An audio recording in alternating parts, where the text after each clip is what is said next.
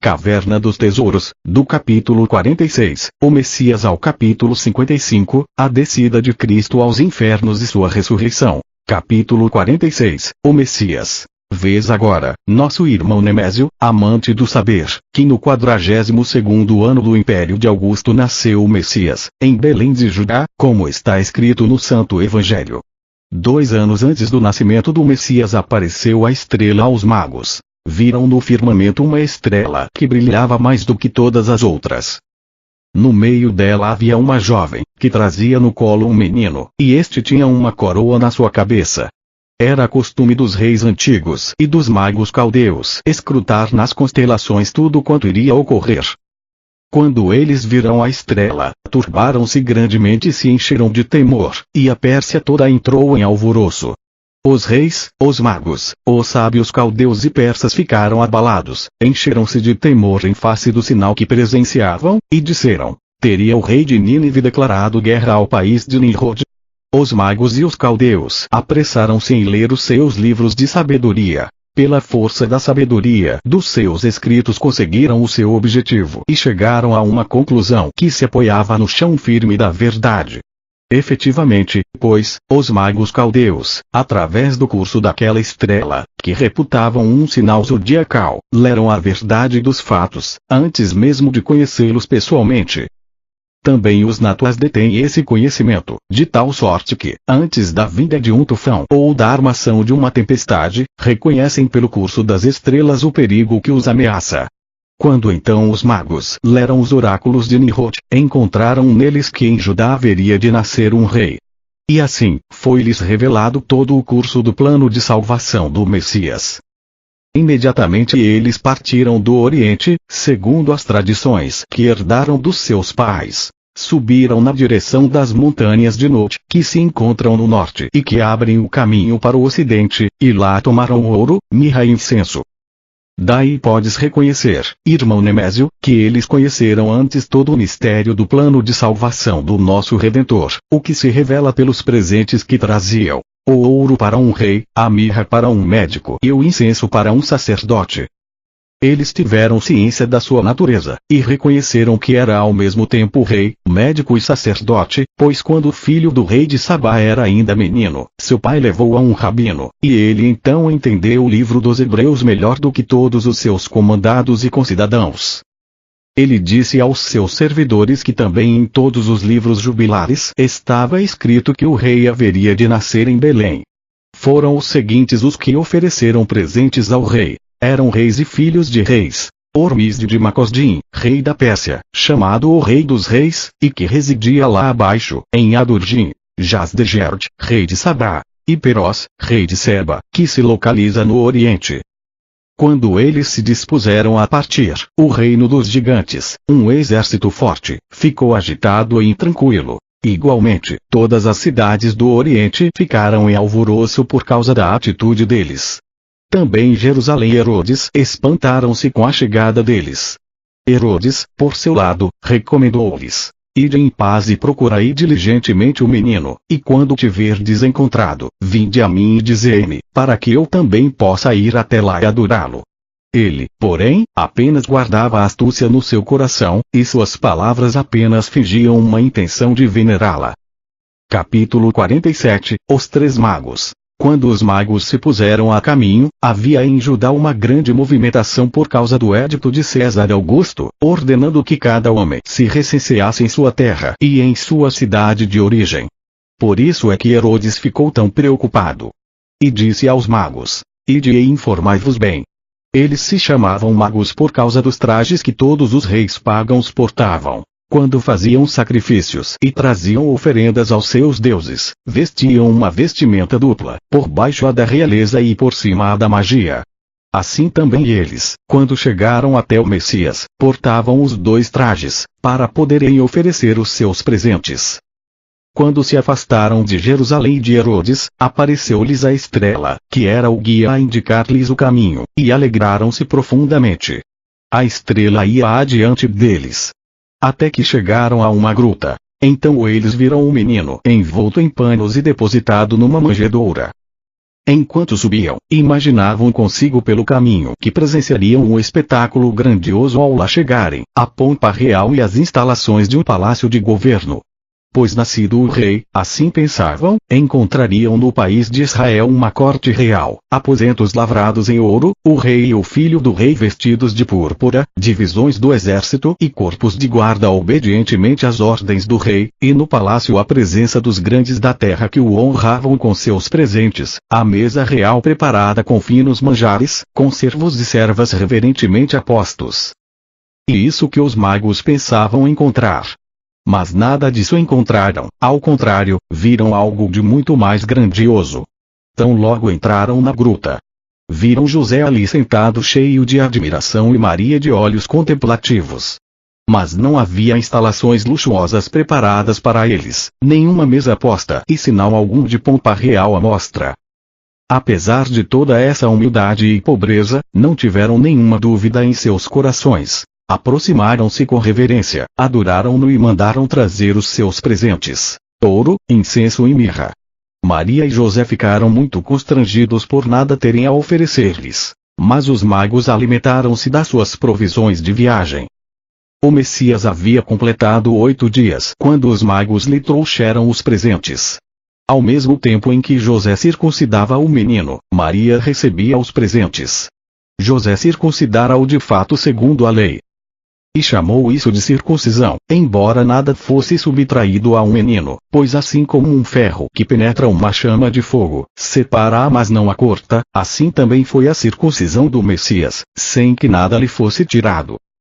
Nos 3 dias em que os magos permaneceram junto dele, viram as potestades celestes subindo e descendo junto ao Messias, e ouviam o coro dos anjos, que louvavam dizendo: Santo, Santo, Santo é o Senhor, Deus Todo-Poderoso. O céu e a terra estão cheios de sua glória.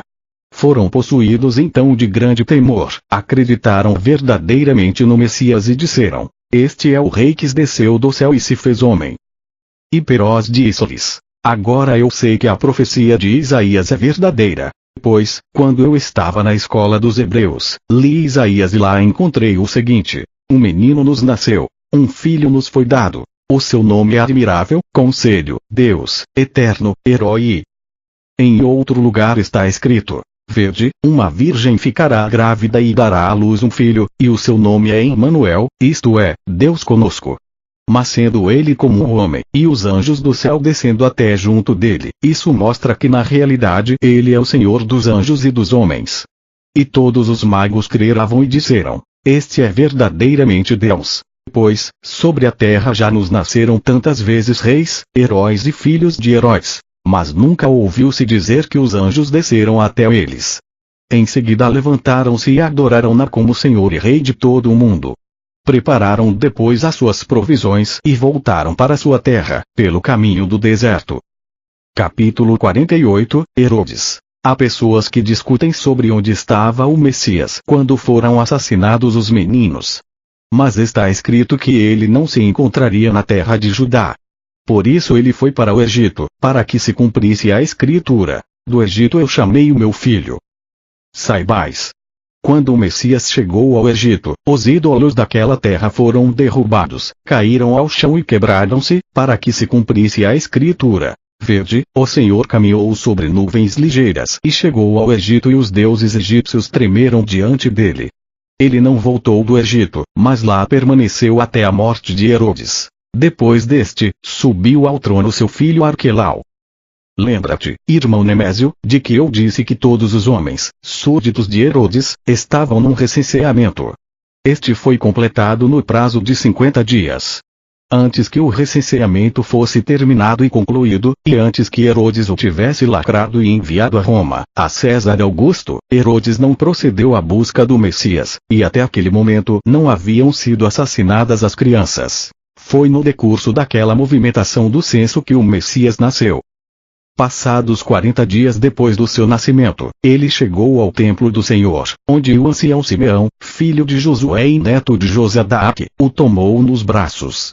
Nos dias de Simeão ocorreu a volta dos prisioneiros da Babilônia. Ele tinha 500 anos quando segurou nos seus braços o Messias. Então falou o anjo a José: levanta-te, toma o menino e sua mãe, e foge para o Egito. Quando terminou o recenseamento, os judeus foram liberados, de sorte que cada um pôde voltar para sua região e lugar de domicílio.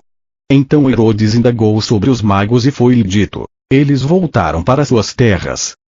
Diante disso, ficou profundamente irritado e mandou de imediato seus emissários com a ordem de matar todos os meninos de Belém e das vilas circunvizinhas. Ao inspecionar as crianças, e não encontrando entre elas João, filho de Zacarias, disse: realmente, o filho dele reinará em Israel. Pois ele tinha ouvido algo do que fora dito pelo anjo a Zacarias, quando lhe prometera João. Assim, ele mandou um emissário a Zacarias, com a ordem de dizer-lhe: traze-me João. Zacarias respondeu: eu sou sacerdote e sirvo no templo do Senhor. Não sei onde estão o menino e sua mãe. Por esse motivo, Zacarias foi morto entre os degraus e o altar. Isabel tomou consigo João e foi para o deserto. Herodes foi imediatamente atingido pelo castigo de Deus, sem compaixão. Caiu doente.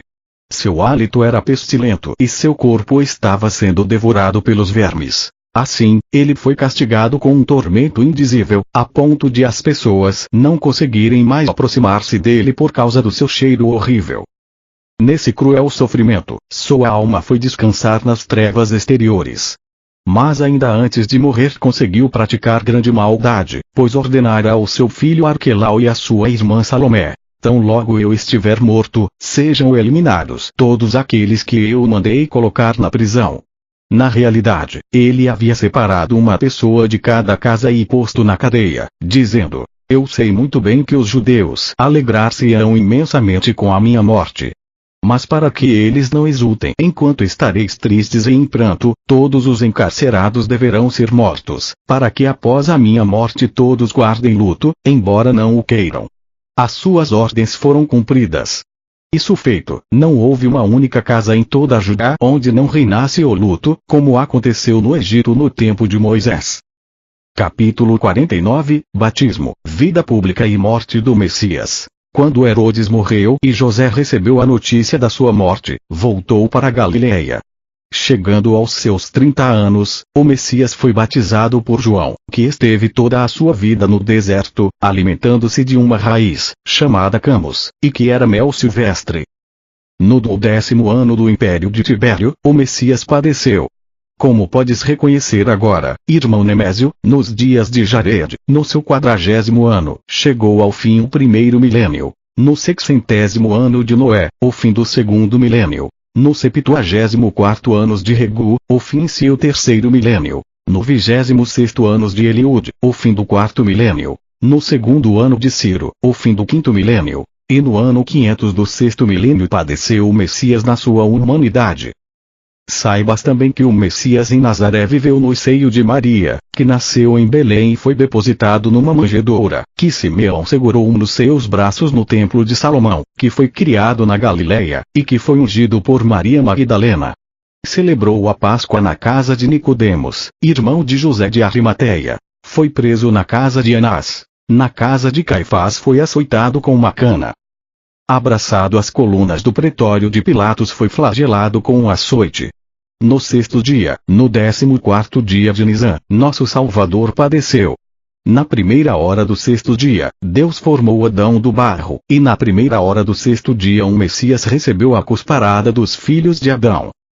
Na segunda hora do sexto dia, reuniram-se os animais selvagens, os animais domésticos e os pássaros ao redor de Adão, e ele deu-lhes o nome, enquanto eles curvavam a cabeça. E na segunda hora do sexto dia, congregaram-se os judeus contra o Messias, rangendo os dentes contra ele, segundo a palavra do piedoso Davi: touros grandes me rodearam, bois gordos me cercaram. Na terceira hora do sexto dia, foi colocada a coroa da glória na cabeça de Adão. E na terceira hora do sexto dia foi colocada a coroa de espinhos sobre a cabeça do Messias.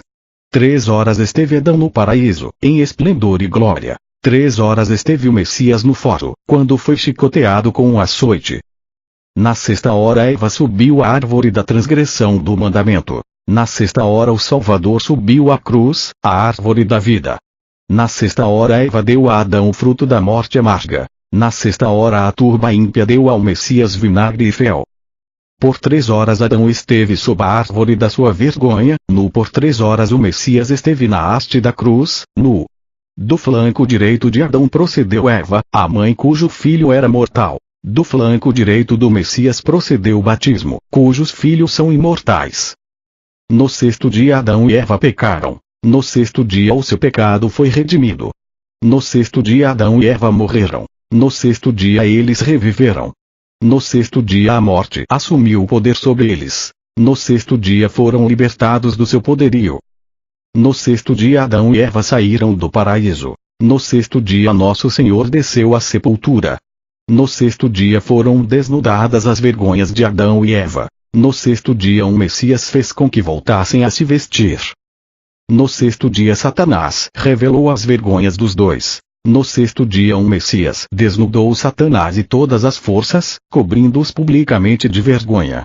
No sexto dia as portas do paraíso foram fechadas. No sexto dia elas foram abertas, e por elas entrou o bom ladrão. No sexto dia foi entregue ao querubim a espada de 2 gumes. No sexto dia o Messias triunfou pela lança e quebrou o fio da espada. No sexto dia foram dados a Adão o sacerdócio, a realeza e a profecia. No sexto dia o sacerdócio, a realeza e a profecia foram subtraídos aos judeus. Na hora nona do sexto dia Adão desceu das alturas do paraíso para as terras planas. Na hora nona do sexto dia o Messias desceu do alto da cruz para as regiões inferiores da terra, junto àqueles que jaziam no pó. Capítulo 50, o Gólgota. Como vês, o Messias foi em tudo semelhante a Adão, como está escrito. No lugar em que Melquisedeque servia como sacerdote, em que Abraão levou seu filho Isaque para imolá-lo, lá foi plantada a haste da cruz. Esse lugar é o ponto central da terra, e lá é o ponto de encontro de suas 4 partes. Pois, quando Deus criou a terra, irradiou de si a sua força, e a terra preencheu-se dessa força. Lá no alto do Gólgota permaneceu a força de Deus, e ficou em repouso, e lá juntaram-se os 4 cantos do mundo. Esse lugar representa as extremidades da terra. Quando Sem transportou o corpo de Adão para lá, aquele lugar era o portão da terra. Ele abriu-se. Depois que Sem e Melquisedeque haviam depositado o corpo de Adão no ponto central da terra, as suas 4 partes abriram-se e o cobriram. E fechou-se novamente o portão, de sorte que nenhum dos filhos de Adão pudesse abri-lo. Quando sobre ele foi erguida a cruz do Messias, a cruz do Redentor de Adão e de sua descendência, abriram-se as portas daquele lugar por sobre Adão. E estando plantada sobre ele a haste da cruz, e o Messias através da lança alcançou a vitória, fluiu do seu lado sangue e água, derramando-se abaixo na boca de Adão, e assim representando para ele o batismo. Por essa forma, ele foi batizado. Depois que os judeus pregaram o Messias no lenho da cruz, repartiram entre si, aos pés dela, as suas vestes, segundo está escrito. Sua túnica era de púrpura, vestimenta de um rei. Quando cobriram com o manto da realeza, Pilatos não permitiu que fosse uma veste simples, mas sim uma vestimenta real, de púrpura ou escarlate. Tanto por uma quanto por outra, foi manifestada a sua realeza, pois nenhum outro homem, a não ser um rei, pode vestir-se de púrpura. Diz um dos evangelistas: vestiram-na com um manto de púrpura. Essa palavra é verdadeira e inteiramente digna de crédito. Outro diz que era de escarlate. Também este disse a verdade. A de escarlate representa para nós o sangue, e a de púrpura, a água. A vermelha era como o sangue, a purpúrea, pálida como a água. A de escarlate anuncia-nos a natureza feliz e imortal. A de púrpura, a humanidade triste e mortal. Observa bem, irmão Nemésio, que o escarlate simboliza a vida. Diziam os clientes da prostituta Raabe: deixa dependurada a corda escarlate janela abaixo. Precisamente a corda pela qual haviam de descer, após terem sido alegremente recebidos por ela. Isso representa uma imagem de Nosso Senhor, o Messias, e a corda escarlate é a imagem do seu sangue precioso e vital. Capítulo 51, a redenção. Teceram uma coroa de espinhos, colocaram-na sobre a sua cabeça e vestiram-na com um manto real, mas não tinham consciência do que estavam fazendo. Dobravam os joelhos, adoravam-na, e sem serem coagidos por ninguém diziam com a sua boca: Salve, Rei dos Judeus! E nota bem, meu irmão. Nem depois da sua morte ele foi privado das prerrogativas reais. Os judeus e os soldados, os guardas de Herodes e de Pilatos discutiam sobre como cortar a túnica do Messias e reparti-la entre si, porque a beleza dela a todos agradava. Igualmente o centurião, que montava a guarda junto à cruz, testemunhou e disse diante de todos os presentes: verdadeiramente, este homem é o Filho de Deus. Disse-lhes também: as leis não permitem cortar a túnica real. Lançai a sorte sobre ela, para ver a quem toca. Quando os judeus e os servos do rei lançaram os dados, a sorte recaiu para um soldado, guerreiro de Pilatos. A túnica de Nosso Senhor não tinha costuras, tecida integralmente de alto a baixo. Quando, no lugar em que estava depositada e guardada, havia falta de chuva, traziam-na ao céu limpo, e na mesma hora em que era erguida ao céu, chovia copiosamente. Igualmente o próprio soldado, a quem ela coube pela sorte, sempre que a cidade necessitava de chuva, trazia-a para fora e ela operava o milagre. Por isso, ela lhe foi tirada à força por Pilatos, e este a mandou ao imperador Tibério. Essa túnica simboliza para nós a fé verdadeira, que povo algum pode cindir. 3 dádivas muito preciosas foram antigamente concedidas aos judeus: a realeza, o sacerdócio e a profecia. A profecia através de Moisés, o sacerdócio através de Arão, e a realeza através de Davi. Esses 3 dons, de que as gerações e estirpes dos israelitas se beneficiaram durante um longo período, foram-lhe subtraídos num só dia. As 3 coisas se acabaram e tornaram-se alheias a eles: a profecia pela cruz, o sacerdócio pela intenção de rasgar a túnica e a realeza pela coroa de espinhos. Também o espírito da reconciliação, que habitava no Santo dos Santos do templo, abandonou-os, afastou-se e rasgou o véu do santo em 2 partes. Igualmente a Páscoa desvaneceu-se e os abandonou. Não tinham mais Páscoa a festejar. Saibas, irmão. Quando Pilatos quis impeli-los a entrar no palácio oficial, eles retrucaram-lhe: nós não podemos pisar no pretório, porque ainda não celebramos a Páscoa. Ao obterem permissão de Pilatos quanto à execução de Nosso Senhor, eles correram rapidamente ao santuário e de lá retiraram as tábuas e a arca da aliança, e com elas construíram a cruz para o Messias. Em verdade, convinha que as mesmas tábuas que carregaram o testamento carregassem também o Senhor do testamento. A cruz do Messias compunha-se de 2 hastes, ambas da mesma altura, profundidade, comprimento e largura. O apóstolo Paulo esforçou-se com razão para mostrar aos povos a força da cruz, e soubessem todos que sua altura, sua profundidade, sua largura e seu comprimento abrangiam toda a terra. Quando eles ergueram o Messias, luz brilhante de toda a terra, e o colocaram na luminária da cruz, apagou-se e escurece a luz do sol, e um manto de trevas estendeu-se sobre toda a terra. 3 cravos foram pregados no corpo do nosso Salvador, 2 em suas mãos e 1 em ambos os pés. Os cravos dos ladrões eram 2, um na mão direita e o outro na mão esquerda. Capítulo 52, a culpa dos judeus. Ofereceram-lhe vinagre e fel numa esponja. Pelo vinagre que lhe deram, ficava indicado que a antiga vontade deles modificara-se, passando do caminho reto para o caminho da maldade. E através do fel indicava-se o amargor da serpente obstinada, que neles habitava. Comprovaram que também eles lhe pertenceram, a ele, que é a vinha boa da qual os profetas, os reis e os sacerdotes beberam o vinho que alegra os corações. Mas, por serem maus herdeiros, não quiseram trabalhar na vinha do meu amor. Em vez de uvas, produziram abrolhos, e o vinho que espremeram dos abrolhos era azedo. Quando pregaram o herdeiro na cruz, misturaram para ele essa borra com seu vinho ruim, e deram-lhe de beber do vinho da videira dos povos. Mas ele recusou. Dai-me da vinha que o meu pai trouxe do Egito. O Messias sabia que nele haveria de realizar-se a profecia de Moisés, que dizia-lhe respeito: vossas uvas são uvas amargas, e os seus bagos são fel. Vosso veneno é o veneno dos dragões e a vossa cabeça é a de uma víbora. É isso que retribuís ao Senhor. Vês, irmão Nemésio, como o piedoso Moisés previu com os olhos do Espírito o que no futuro haveria de acontecer ao Messias. E isso que retribuís ao Senhor. Era um espinheiro, a saber, a comunidade dos crucificadores. Suas filhas eram as uvas amargas e seus filhos os frutos azedos.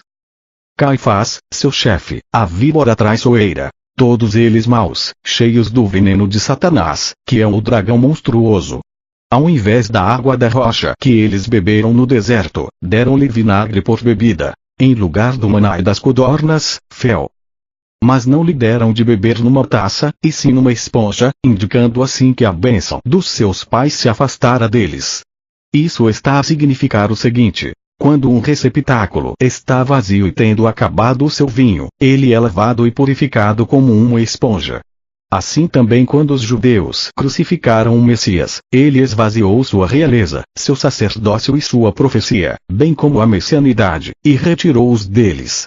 Dessa maneira, restaram apenas os vasos dos seus corpos, espoliados e vazios.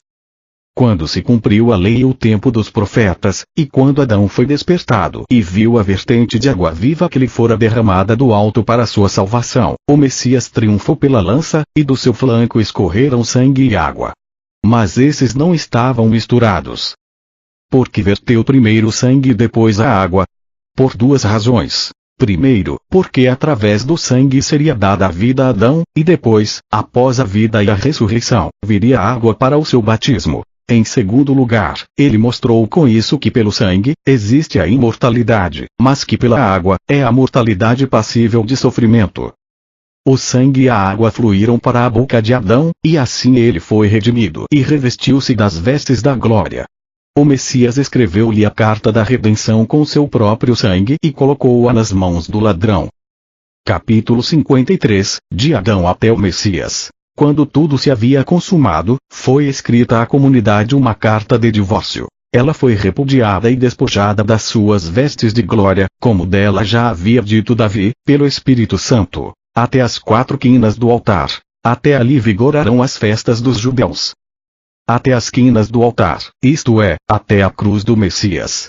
A saber, de Adão e Sete, de Sete a Enos, de Enos a Cainã, de Cainã a Malaleel, de Malaleel a Jared, de Jared a Enoque, de Enoque a Matusalém, de Matusalém a Lameche, de Lameche a Noé, de Noé a Sem, de Sem a Arpaxade, de Arpaxade a Salé, de Salé a Eber, de Eber a Peleg, de Peleg a Regu, de Regu a Serug, de Serug a Nachor, de Nachor a Taré, de Taré a Abraão, de Abraão a Isaac, de Isaac a Jacó, de Jacó a Judá, de Judá a Fares, de Fares a Esrom, de Esrom a Arão, de Arão a Aminadab, de Aminadab a Naasson, de Naasson a Salmão, de Salmão a Boaz, de Boaz a Obed, de Obed a Isai, de Isai a Davi, de Davi a Salomão, de Salomão a Jeroboão, de Jeroboão a Abia, de Abia a Asa, de Asa a Josapate, de Josapate a Jorão, de Jorão a Ocosias, de Ocosias Joás a Amazias, de Amazias a Azias, de Azias a Jotão, de Jotão a Acás, de Acás a Ezequias, de Ezequias a Manassés, de Manassés a Amon, de Amon a Josias, de Josias a Joacás, de Joacás a Joiaquim, de Joiaquim a Jojaquim, de Jojaquim a Salatiel, de Salatiel a Zorobabel, de Zorobabel a Abiúde, de Abiúde a Eliashim, de Eliashim a Azor, de Azor a Zadok, de Zadok a Achim, de Achim a Eliúde, de Eliúde a Eleazar,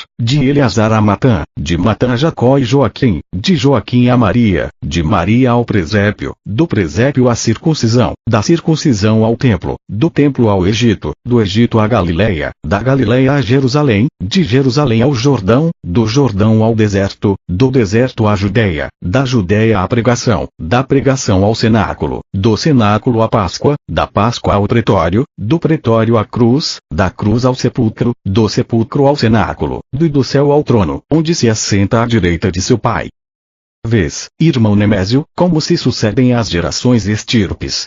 De Adão até os judeus, e dos judeus, uma após outra, até a morte na cruz do Messias. A partir desse momento, cessaram as festas dos judeus, segundo Davi já havia profetizado sobre elas. Ligai as festas com cadeias, até as pontas do altar. As cadeias são as estirpes, que se conectam umas às outras. O altar é a cruz do Messias. Até a cruz do Messias, as festas dos judeus eram realizadas com sacerdócio, realeza, profecia e Páscoa. A partir da morte na cruz do Messias, todas elas foram subtraídas aos judeus, como dito acima, e para eles no futuro não haverá mais rei, sacerdote, profeta e Páscoa, segundo a profecia de Daniel. Após 62 semanas o Messias será morto, e a cidade santa ficará destruída até o fim da guerra, isto é, por todos os séculos dos séculos. Capítulo 54 O sepultamento do Messias. Cumprida a lei e cumprido o tempo dos profetas, e o Messias morto na cruz, José, irmão de Nicodemos e de Cleofas, foi ter com Pilatos, pois ele era conselheiro, possuía o selo de Pilatos e tinha grande liberdade de palavra junto dele. Pediu o corpo do nosso Salvador. Pilatos então ordenou que lhe fosse entregue. Depois de haver retirado o corpo, Pilatos ordenou também que lhe fosse destinado o horto onde se encontrava o sepulcro de nosso Salvador. O horto na realidade era propriedade de José, tendo-lhe cabido por herança, pelo levita Pinechas, primo de José. José era de Jerusalém, mas fora nomeado conselheiro em Arimateia. Todas as correspondências emitidas durante o governo de Pilatos eram carimbadas com o selo que estava em poder dele. Quando o corpo de Nosso Senhor foi descido da cruz, os judeus correram até lá, pegaram a cruz e levaram-na ao templo, porque ela era feita das tábuas da Arca da Aliança. Nicodemos preparou o corpo de Nosso Senhor. José envolveu-o num panos de linho novo e puro, e depositou-o num sepulcro nunca antes usado, que fora construído para o sepultamento de Josué, filho de Num. Este, todavia, tendo visto com os olhos do Espírito, e tendo intuído o curso do plano de salvação do Messias, tomará a pedra que acompanhou os israelitas no deserto e colocou-a na entrada da sepultura. Por isso é que ele mesmo não foi enterrado ali. Depois que José, Nicodemo e Cleofas sepultaram o Messias, colocaram essa pedra na entrada do sepulcro. Vieram então os sumos sacerdotes e a comitiva de Pilatos e lacraram a sepultura e a pedra. Agora, irmão Nemésio, admira e louva a Deus por isso. As traves da cruz do Messias foram incorporadas às tábuas da arca do culto divino e ao recinto do santuário da reconciliação. Trata-se daquilo que Deus havia ordenado a Moisés. Devia fazer um corcelete do julgamento e da paz. De julgamento, para os judeus que o crucificaram. De paz, para os que nele acreditam. A sua cruz era da madeira do santuário, e seu sepulcro era novo, destinado que fora para a sepultura de Josué, filho de Num. A rocha, que é um Messias, distribuiu água no deserto para 600.000 pessoas. Agora ela é um altar que dá vida a todos os homens. Essa palavra do apóstolo, dizendo que aquela pedra era um Messias, é verdadeira e muito digna de crédito. 8 José fora nomeado conselheiro em Arimateia, Nicodemo, doutor da lei em Jerusalém, e Cleofas, escriba dos judeus em Emaús. Nicodemo havia preparado para o Messias no cenáculo tudo o que era necessário para a Páscoa. José envolveu-o e sepultou-o na sua herança, e Cleofas recebeu-o em sua casa. Quando ele ressurgiu do reino dos mortos, esses eram para ele como irmãos na verdade e na pureza.